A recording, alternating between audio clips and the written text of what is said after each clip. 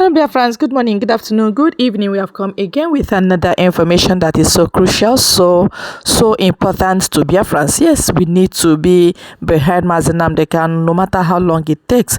All right. Today is Friday. A quick reminder from me.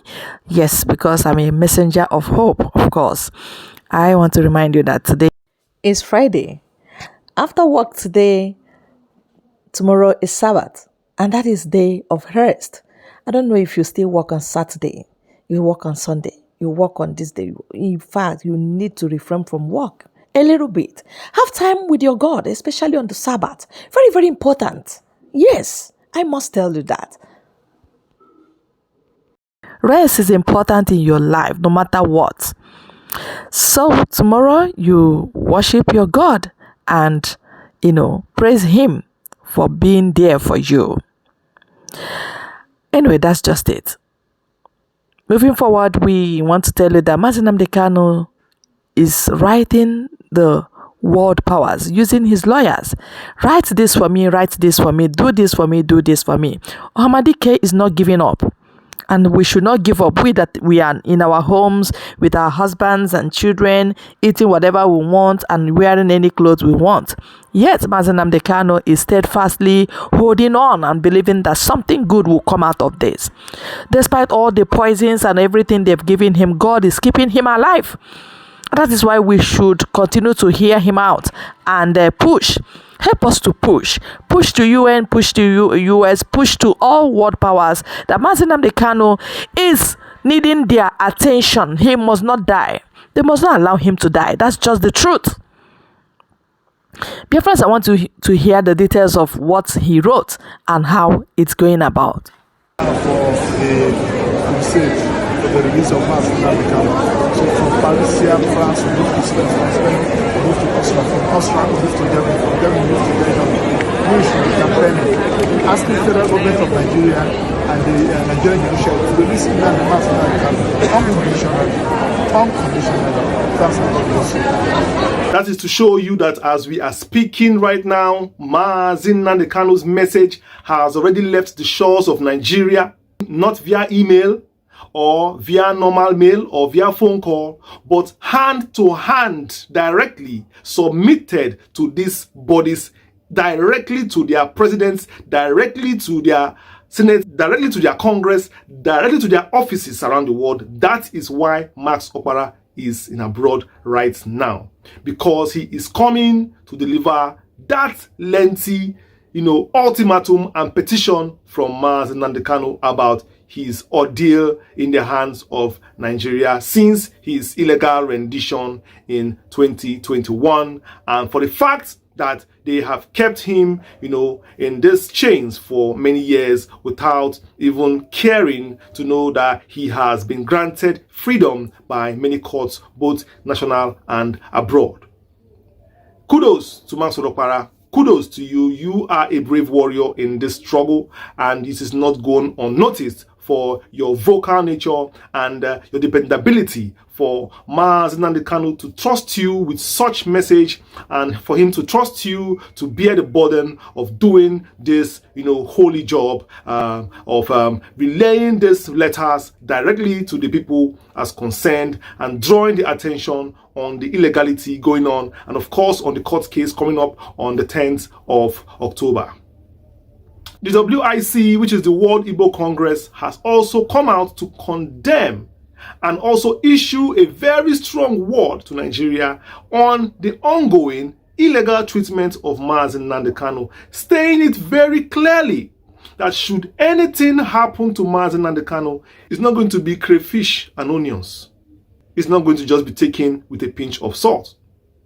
In a statement released by Mr. Festus Okere, who is the chairman of the WIC, which is the World Igbo Congress, he said these exact words: "The greatest slap that Ndi Igbo has gotten from the Nigerian government is the incarceration of Nnamdi Kanu. I don't want to issue a warning to anybody, but if Nnamdi Kanu dies in detention, only God knows what the consequences will be." That is the exact words of Mr. Festus Okere, the president of the World Igbo Congress. World Igbo Congress. That is diaspora. Every Igbo man in diaspora. This is the president speaking. He's speaking on behalf of the Igbos in diaspora. The diaspora. You know what that means? We have over 10 million Igbos, if not up to 20 million Igbos living abroad. And that is not an ordinary statement. That is a direct statement given to the Nigerian authority that they should release Mazi Nnamdi Kanu. This is a step in the right direction because at this point in our struggle, we need every voice to be on the table, speaking for this man, speaking for this cause. Because whatever tribe you find yourself in Nigeria, Mazi Nnamdi Kanu has spoken for you indirectly in one way or the other. You might feel that, yes, it's an Igbo man, let's abandon him. Whatever you think, do. But one day Nigeria will turn around to haunt you. Nigeria will turn around to haunt you because Nigeria itself and things going on in Nigeria is likened to a crime scene. Lots of criminalities going on in the country, lot of illegal abductions, lot of injustice going on, and it can befall anybody at any point in time. So don't see that, yes, it is these people that are happening to. It is this tribe, it is that tribe. Let me tell you, Britain does not care for any tribe. All they care is for the Commonwealth of Nigeria. As long as they're getting it, they are okay. They don't have a problem. A prominent British man said during the Civil War in 1967, he said that he doesn't care about the amount of lives that are lost on the side of Igbo or Biafra during the Biafran War. That's all he cares about is that the oil from Nigeria keeps on coming. That is to show you what is going on in Nigeria and for you to beware, whoever you are, wherever you're from, because insecurity does not know anybody. And injustice to one is injustice to all. But of course, as we know, the Igbos are left alone in their cause. And we keep on fighting because we are not afraid anywhere to stand alone. That is why you see an Igbo man in any part of the world alone, because he believes that once he has his God, he has everything. That is Igbo man belief. Anywhere he goes with his chi. And all chi ne duani. All chi ne duani. You understand? Simple. So this is an appreciation to Max Opara himself. I know very well that you have been playing a very wonderful role, and it's just time it's getting noticed because somehow other news have been taking over most of the efforts you have been making. But that is life. Sometimes you keep doing things, nobody sees it, but one day one big act that you do goes viral.